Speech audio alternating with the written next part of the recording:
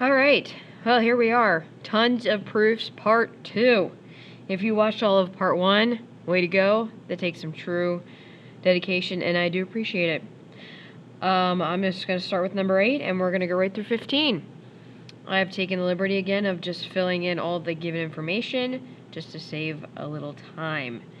I did not mark this AD and DC. Okay, so we need 2 more statements here to fill it in. I know that they share a side here, so this is DB congruent to DB. That's because of the reflexive property. We'll just mark that in. And then we have a bisector here. We have an angle being bisected, so that's going to give me 2 congruent angles. The middle letter here, that's the vertex. That's going to tell me where my congruent angles will be. Conveniently, there's numbers there, so I can just say angle 1 is congruent to angle 2 because of the definition of a bisector. Now, if you actually name them like CDB and ADB, that's fine too, of course, okay? Now, what we have here, we have triangle DBC congruent to triangle DBA because of side angle side. Sassafras. All right, good work, good work. Okay, if I could, all right, got it. Number 9. Okay, here we go. S is the midpoint. We have perpendicular lines. Oh man, good stuff. And they also share a side, so let's just knock that out. SR congruent to SR because of the reflexive property, of course. What else? Mark that in. A midpoint, that tells us that PT is cut in half, so I know PS is congruent to TS because of the definition of a midpoint. Mark that in. Boom, boom. Now, perpendicular lines, where they intersect, they make right angles. So we could say angle 1 congruent to angle 2 because of the definition of perp lines. All right, so here we go. Triangle RPS congruent to triangle RTS. Another SAS. Love it. All right. On to number 10. In the given information, AB is congruent to CD. Oh, I love these tiny letters. And BC and... I'm so nervous. That's AB. Okay, yeah, that is just so tiny. I'm going to say that's ABCD. Okay. So then we have BC and AD. They're also congruent. So this is a really easy proof. Basically, you just have to state that this middle line is congruent. So AC congruent to CA. Now, how did I know that was flipped? Because I'm a genius. Kidding, because I just looked at this here. AC matches up with CA. It's that simple. I guess I'll give away my secrets. Reflexive property. Mark that in. So here we go. Triangle ABC congruent to triangle CDA because of side. You guys are doing great. Real good stuff here. Real good. Okay, we're on to number 11. We are just flying through. All right, we have U and X are congruent, and we got a bisector. No, it's a segment being bisected, so we will have 2 segments that are congruent.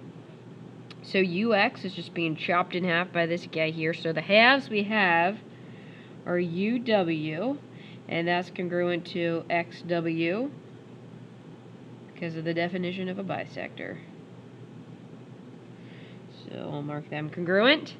Oh, now, what else do we have here? I mean, we've used the bisector. We already have this.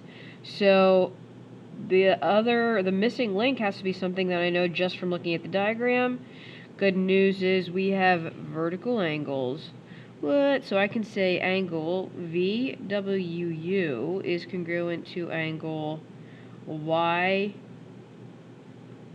I just got nervous. YWX. There it is. Whew, I was looking at this. So VWU corresponds to YWX. And that's because these are vertical angles, and vertical angles are always congruent. So we have triangle UVW congruent to triangle XYW because of angle, side, angle. Love it. All right, number 12. Number 12. Whew, okay, we've got perpendicular lines. We've got a bisector. Man, this proof has everything. I'm going to start with the old reflexive property. Gotta love it. QR is congruent to QR. Obviously, reflexive property. Everybody knows that.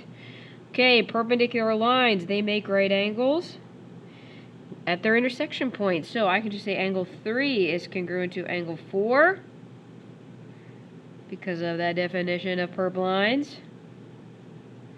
Lovely. Okay, we have an angle being bisected this time, so I'm going to have two angles that are congruent. So if I look at the middle letter, PQS, bang, bang, there's going to be my congruent angles. And I can just so easily name them angle 1 congruent to angle 2 because of the definition of a bisector. I hope that you are noticing, pretty much all of my reasons here are just coming from what is given, right? I'm not making up a midpoint. I'm not making up parallel lines. You're just using what you're given. Okay, so now triangle PQR is congruent to triangle SQR. And this is another angle side angle. Man, look at us go. I gotta do this all day. Oh, damn. Okay, well, I'm doing this all day. All right, on to number 13. We've got another bisector. We have some congruent angles. We're going to start with the reflexive property, SQ, congruent to SQ. Are your hands getting as tired as mine? Okay, so SQ, congruent. Now we have P and R. I forgot to mark that in. Sorry. Okay, we have an angle being bisected. So if I look at the middle letter, right at Q, no numbers there this time, so I got to name them myself. Angle PQS is congruent to angle RQS because of the definition of a bisector. Marked it in. Done with our proof. Triangle PQS congruent to triangle RQS. This one is angle, angle, side. Okay? We are almost there. If anyone's still watching, bless you and your children.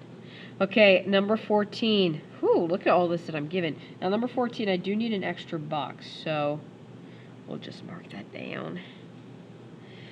Okay, so I've got perpendicular lines, and CD and AB are congruent. So that's right here. Now we have a shared side. So BD is congruent to DB. Again, how in the world do I know this?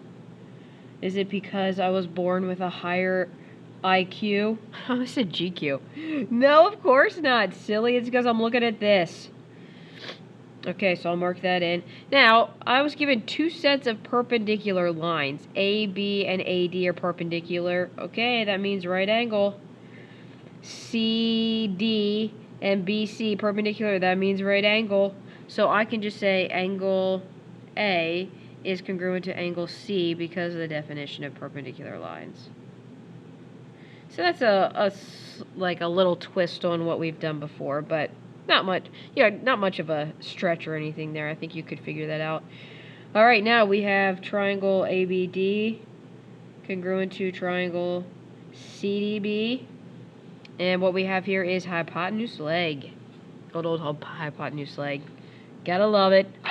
Alright, ladies and gents, we have made it to number 15. We have a bisector. We've got angle 5 is congruent to angle 6. Let's get started. Alright, well, they share this side here. AC is congruent to AC.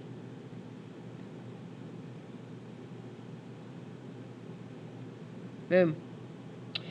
An angle being bisected. So if I look at the middle letter at A, right here, I can say angle 1 congruent to angle 2.